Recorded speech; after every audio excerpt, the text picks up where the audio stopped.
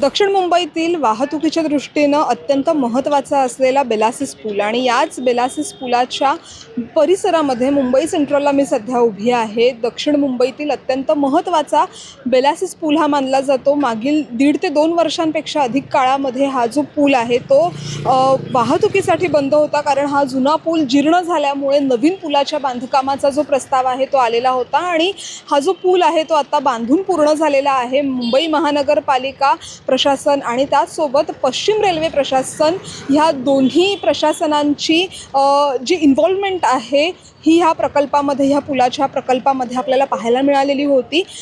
15 महिन्यात म्हणजेच जी ठरलेली वेळ होती त्या वेळेच्या 4 महिने आधीच मुंबई महापालिकेने अत्यंत विक्रमी वेळेत या पुलाचं बांधकाम पूर्ण केलेलं आहे।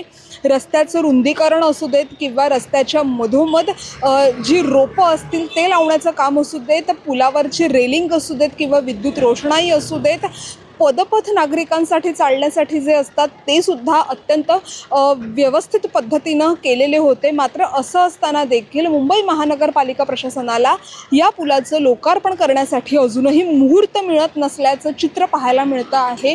एकीकडे मुंबई महानगरपालिकेच्या निवडणुकांची रणधुमाळी सुरू होती, मात्र आता निवडणुकांची रणधुमाळी शांत झालेली आहे। असं असताना देखील मुंबई महानगरपालिका प्रशासनाला या पुलाचं उद्घाटन करण्यासाठी किंवा लोकार्पण करण्यासाठी अद्यापही वेळ मिळालेला नाही आहे। जर आपण ह्या पुलाची काही वैशिष्ट्य महत्त्वाची बघितली तर एकूण लांबी 333 मीटर आहे, एकूण रुंदी या पुलाची 14 मीटर आहे, त्याचसोबत पदपथ हे 2 मीटरपर्यंतचे आहेत। रेल्वे हद्दीतील पुलाची जर आपण ठळक वैशिष्ट्य पाहिली तर रेल्वे हद्दीतल्या पुलात एकूणच लांबी ही 36.90 मीटरपर्यंतची आहे, त्याचसोबत रुंदी जी आहे ती 22.8 मीटरपर्यंतची आहे आणि जे रेल्वे हद्दीतले पदपथ येतात ते 1.6 मीटरपर्यंतचे दोन्ही बाजूच आहेत।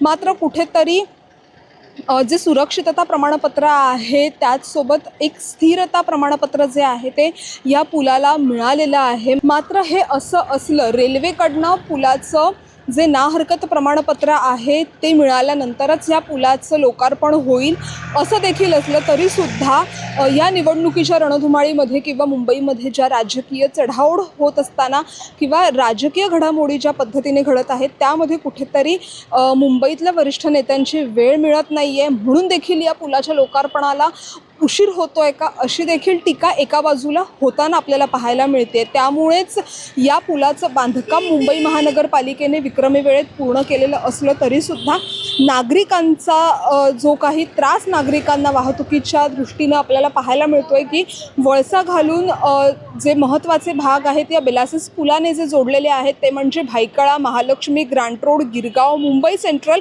त्याचसोबत जे रुग्णालय आणि नायर रुग्णालय असे अत्यंत महत्त्वाचे दक्षिण मुंबईतले भाग या एका पुलामुळे जोडलेले असतात आणि हा पूल बंद असल्यामुळे नागरिकांची 30 ते 40 मिनिटं अतिरिक्त वेळ जो आहे तो या प्रवासादरम्यान वाया जाताना आपल्याला पाहायला मिळतोय। त्यामुळे आगामी काळात आता मुंबईकरांचा हा त्रास केव्हा संपणार आणि मुंबई महानगरपालिकेला या पुलाचं उद्घाटन करायला नेमका केव्हाचा मुहूर्त मिळतोय हेच पाहणं महत्त्वाचं असणार आहे। लोकमत मुंबईसाठी निधी पेडणेकरचा रिपोर्ट।